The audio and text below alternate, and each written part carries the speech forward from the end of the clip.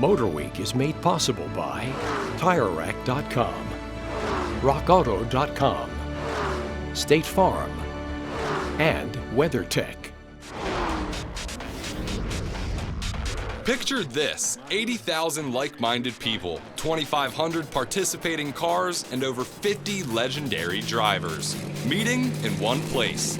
There's no bigger event for this German brand in the entire world.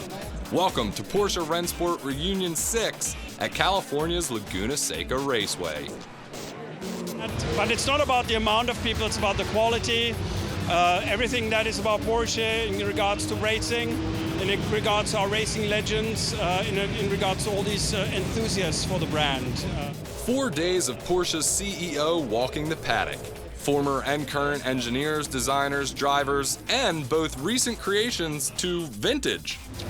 This is it from 1948, the original and first Porsche 356. It's very easy to recognize by the windshield, which is split by this one center bar. Now it's powered by a 1.1 liter flat-4 air-cooled engine that was from Volkswagen. This event celebrating 70 years since the first Porsche sports car, the one whose design forever shaped the future for this iconic brand. This is one of the first 356s to ever go into production, featuring a race engine for public use. In 1969, the previous owner paid $100.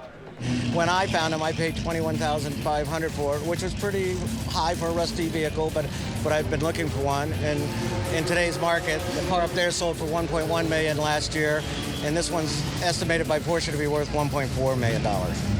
Race legend Hurley Haywood personally called him, asking to bring it to Rennsport. It's a 528 engine. It has a Hearth roller crank in it, like the 550 Spiders of James Dean, but it's a push rod. And then it has the same carburetors that were in the 550 Spiders.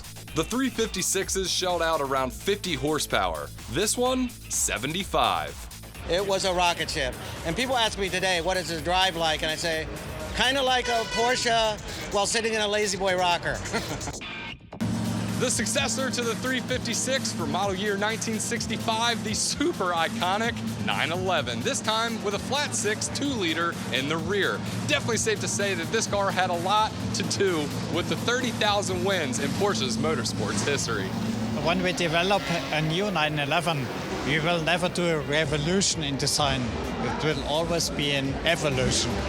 And this is, I think, a main thing which explains the success of the car. Whether hearing the roar of air-cooled Porsches on a hot track all day, seeing the infinitely insane 919 hybrid, taking in the sights of 13 959s side by side, or talking to your favorite drivers, it's impossible to cover all the ground in just one day. You know, there's not many places you can go in the world today where you can get this many fans this close to the cars and the drivers that drove them. And to sit down and have conversations with the drivers and have conversations with the engineers, to see all the latest, greatest technology, the 935, you know, the new 935. It's just phenomenal, and it's so much fun to drive these old cars. You kind of forget, you know, how much fun they were to drive. Patrick Long once said, the bigger the steering wheel, the more fun it is to drive it. This looked crazy online, but it's hard to find words for this up-close and personal, true Porsche experience.